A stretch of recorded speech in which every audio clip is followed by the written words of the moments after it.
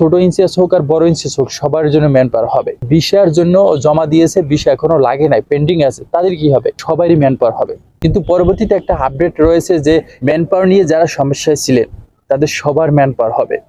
এই খুশির খবরটা দেওয়ার জন্য আজকের আসা। কারণ ম্যান পাওয়ারের অবস্থা তেমন আগে ভালো ছিল না। আমার শরীরটা খুব রিসেন্টলি খারাপ, সবাই দোয়া করবেন। খুব পরিমাণ জ্বর, তারপরেও কিন্তু ছাদে এসে ভিডিও তৈরি করলাম। কারণ এই ম্যান পাওয়ারের জন্য অনেকে 15 দিন, 1 মাস, অনেকে 1.5 মাস, অনেকে 2 বার জমা দিছে, অনেকে আবেদন করছে, অনেকে এজেন্সির সাথে কথা বলে সমাধান পায় নাই। অনেক অনেক আমার প্রাণপ্রিয় ভাইরা কমেন্ট করছেন, তাদেরকে অসংখ্য ধন্যবাদ কমেন্ট করে আপনার মতামত জানানোর জন্য।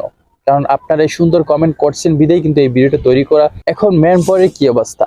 হ্যাঁ, অনেকেই বলছেন যে ভাই 30শে জুলাই বা 31 জুলাই পরে একটা আপডেট আসবে, সেই আপডেটে ম্যান পাওয়ার নিয়ে কি আসবে, আমরা ম্যান পাওয়ার পাবো কিনা, বা যারা জমা দিয়েছে তাদের কি হবে, যারা নতুনভাবে আবেদন করছে তাদের কি হবে, বা নতুনভাবে যারা ভিসা ওকালাত করছে, মানে সৌদি আরব থেকে ভিসাটাই বাংলাদেশে পাঠাইছে 30শে জুলাই বা 31শে জুলাইয়ের আগে, তাদের কি হবে?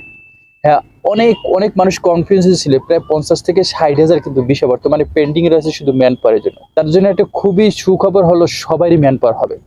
এখন কিভাবে হবে? অনেকেরই প্রশ্ন। যারা 31শে জুলাইয়ের আগে ম্যান পাওয়ারের জন্য আবেদন করছেন, পেন্ডিং এ আছে, ম্যান পাওয়ার পান নাই, তাদের জন্য একটা সুন্দর ডিসিশন হলো আপনার ছোট ইনচার্জ হোক আর বড় ইনচার্জ হোক।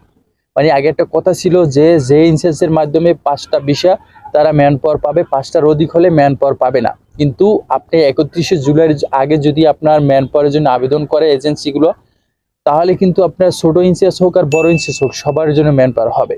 কিন্তু যাদের আবেদন করে না, যাদের ভিসা ওকালাত করছে তাদের কি হবে? হ্যাঁ, যাদের নতুন করে 31শে জুলাইয়ের আগে বাংলাদেশে ভিসা ওকালাত করে এজেন্সিতে পাঠিয়েছে, এই নতুন ভিসা প্রত্যাশী যারা রয়েছেন তাদের জন্য একটা সুখবর হলো 31শে জুলাইয়ের আগে যদি আপনার ভিসা ওকালাত করা হয়ে থাকে, অবশ্যই অবশ্যই আপনি ম্যান পাওয়ার পাবেন।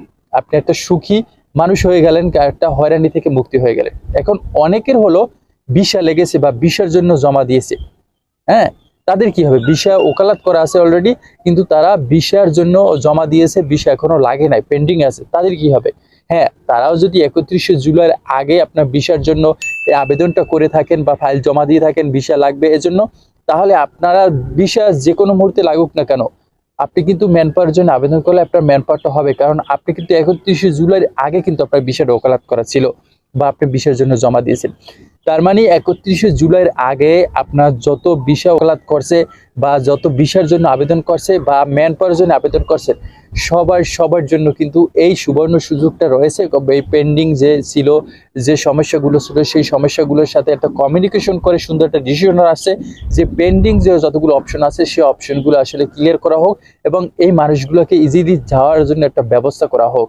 এই পরবর্তীতে যে অপশনটা আসবে সেটা কিন্তু আমরা আদৌ জানি না যে কি হবে না হবে, কিন্তু পরবর্তীতে একটা আপডেট রয়েছে যে 31শে জুলাইয়ের পর সেটার কি হবে। হ্যাঁ, সেটা নিয়ে একটা কথা আসবে। তো আশা করি আপনারা এই সকল সমস্যা থেকে মুক্তি পেয়েছেন এবং সবাই কিন্তু খুশি হয়েছে। তো কে কোন জায়গা থেকে দেখছেন অবশ্যই কমেন্ট বক্সে কমেন্ট করবেন। সবাই ভালো থাকবেন, সুস্থ থাকবেন।